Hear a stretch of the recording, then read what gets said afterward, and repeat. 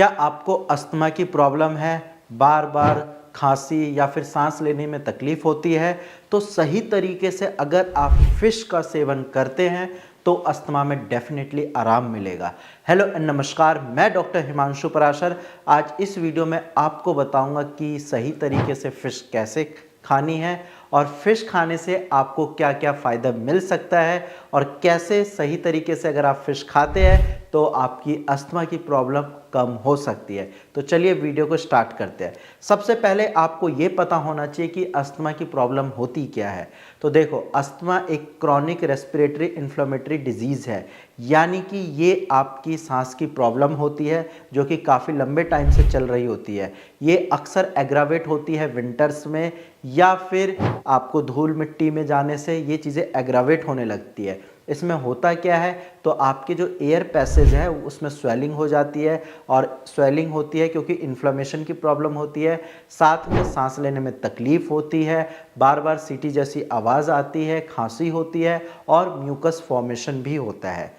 ये तो बात हो गई अस्थमा के बारे में। अब हम बात करते हैं कि फ़िश में ऐसा क्या है कि अस्थमा में पेशेंट को आराम मिलता है। देखो, फ़िश में कुछ चीज़ें होती है जो कि अस्थमा पेशेंट के लिए बहुत ज़्यादा लाभदायक है। उसमें सबसे पहली चीज़ है ओमेगा 3 फैटी एसिड। इसके साथ साथ फ़िश में प्रोटीन होता है, साथ में आपकी फ़िश में एंटी इन्फ्लेमेटरी गुण होते हैं, और इसके अलावा फ़िश से आपको विटामिन डी भी मिलता है जो कि आपकी अस्थमा में काफ़ी ज़्यादा हेल्पफुल है।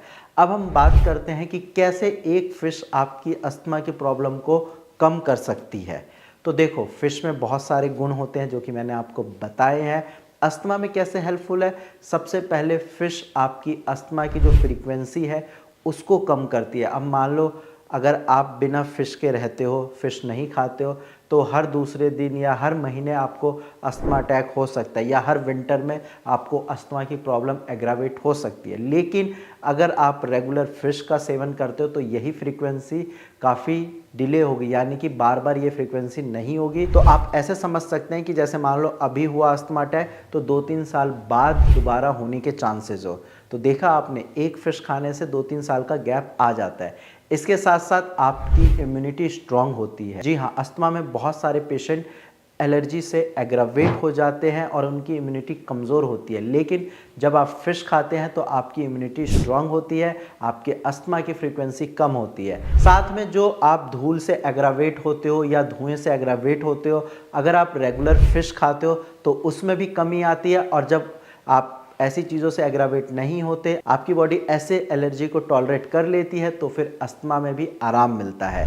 साथ में अगर आपके घर में बच्चे हैं, उनको अस्थमा की प्रॉब्लम है और आप रेगुलर उनको फ़िश खिलाते हो, तो फ्यूचर में उनकी अस्थमा की प्रॉब्लम में कमी आएगी। और अगर अस्थमा नहीं है फिर भी वो सही तरीके से फ़िश खा रहे हैं, तो फ्यूचर में अस्थमा की प्रॉब्लम नहीं होगी, क्योंकि फ़िश में विटामिन डी होता है जो कि आपकी बच्चों की ग्रोथ के लिए बहुत ज़्यादा ज़रूरी है, और आपके बच्चों की लंग्स की ग्रोथ के लिए ज़रूरी है। तो ऑटोमेटिकली अस्थमा की फ्रीक्वेंसी कम होगी और फ्यूचर में अस्थमा की प्रॉब्लम नहीं होगी। इसके साथ साथ अगर आप रेगुलर फ़िश खाते हैं तो आपके एयर पैसेज में जो स्वेलिंग हुई है, जिसकी वजह से एयर पैसेज नैरो हो गया है, जिसकी वजह से आपको इन्फ्लेमेशन की प्रॉब्लम हुई है, तो वो इन्फ्लेमेशन कम होता है, स्वेलिंग कम होती है, और फ़िश में एंटी इन्फ्लेमेटरी गुण होते हैं जो कि आपकी अस्थमा की प्रॉब्लम को ठीक कर सकती है। अब हम बात करते हैं फ़िश को खाना कैसे हम कुक करें। तो देखो, सबसे पहले आपको ध्यान ये रखना है कि फ़िश को आप हल्का फ्राई करें या फिर बॉईल करके खाएं, और तेल मसाले बिल्कुल कम रखने हैं। एक चीज़ का ध्यान रखना है कि डीप फ्राई फ़िश बिल्कुल नहीं खानी है, क्योंकि उससे फिर ज़्यादा ऑयल की वजह से आपकी प्रॉब्लम बढ़ सकती है। इसके साथ साथ कौन सी फ़िश खा सकते हैं, तो आप रेहू खा सकते हैं, सैल्मन फ़िश खा सकते हैं। ये फ़िश आप अगर खाते हैं तो इसमें बहुत सारी चीज़ें मिलती हैं। अगर आप ये फ़िश खाते हैं तो आपको प्रोटीन मिलेगा, विटामिन डी मिलेगा, ओमेगा 3 फैटी एसिड मिलेगा, और इनकी वजह से एंटी इन्फ्लेमेटरी गुण भी मिलेंगे जो आपको अस्थमा से लड़ने के लिए हेल्पफुल होंगे। तो अगर आप अपनी डाइट में फ़िश को इंक्लूड करते हैं तो डेफिनेटली आपका अस्थमा ठीक हो सकता है। लेकिन एक चीज़ का ध्यान रखना है, आप डाइट तो अच्छी लीजिए, साथ में कुछ फिज़िकल एक्टिविटी करिए और अपनी होम्योपैथिक मेडिसिन टाइम से लीजिए, आपका भी अस्थमा ठीक हो सकता है। आज की वीडियो में इतना ही। अगर आपको या आपके किसी चाहने वालों को अस्थमा की प्रॉब्लम है तो नीचे दिए गए नंबर पे आप कॉल करके फ्री में कंसल्टेशन कर सकते हैं।